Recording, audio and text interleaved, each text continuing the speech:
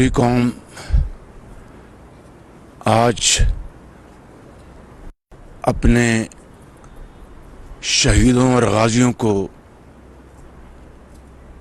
سلام پیش کر رہی ہے، جنہوں نے آج سے 57 سال پہلے پاکستان پر اندھیرے میں جو دشمن نے حملہ کیا اور دشمن کے دانت کھٹے کر دیے، آج پوری قوم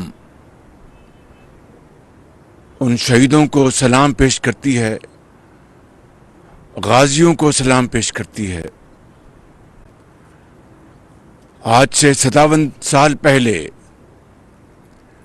جو دشمن نے مکاری کی تھی، ایک ملک جو پاکستان سے ہجوم کے لحاظ سے، وسائل کے لحاظ سے 4 گنا بڑا تھا، پاکستان کی افواج نے اللہ کے سہارے اور اپنے عقیدے اور مصمم ارادے کے بل بوتے پر دشمن کے تمام ناپاک عزائم خاک میں ملا دیے۔ آج جب پوری قوم ان شہداء اور غازیوں کو سلام پیش کر رہی ہے، آج پھر سیلاب کے حوالے سے پوری قوم یکجاں دو قالب ہے۔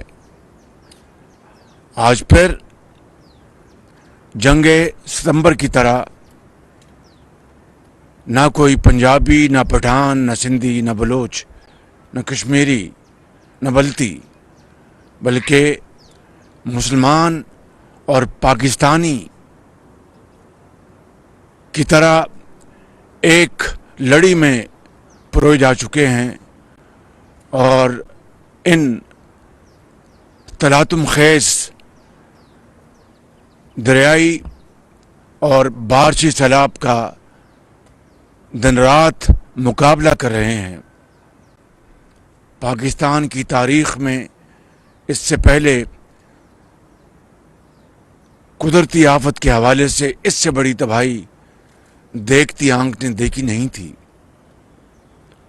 پوری قوم، وفاقی حکومت، صوبائی حکومتیں اور افواج پاکستان مل کر اس آفت کا مقابلہ کر رہے ہیں اور دکھی انسانیت کا ہاتھ تھامے ہوئے ہیں۔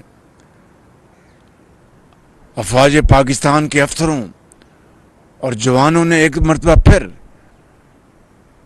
اپنی جانوں کا نذرانہ پیش کیا ہے، چاہے وہ لاس بیلا کا مقام ہے یا پاکستان کے اندر کوئی اور مقام، وہ دن رات اپنے بھائیوں اور بہنوں کو محفوظ مقامات تک پہنچانے میں کوئی کسر نہیں چھوڑ رہے۔ آج پوری قوم میجر رفیق عزیز بھٹی کو سلام پیش کر رہی ہے۔ آج پوری قوم میجر شبیر شریف شہید کو سلام پیش کر رہی ہے۔ آج پوری قوم اسکواڈ لیڈر سرفراز رفیقی کو سلام پیش کر رہی ہے۔ آج پوری قوم میجر محمد ضیاء الدین اپل کو سلام پیش کر رہی ہے۔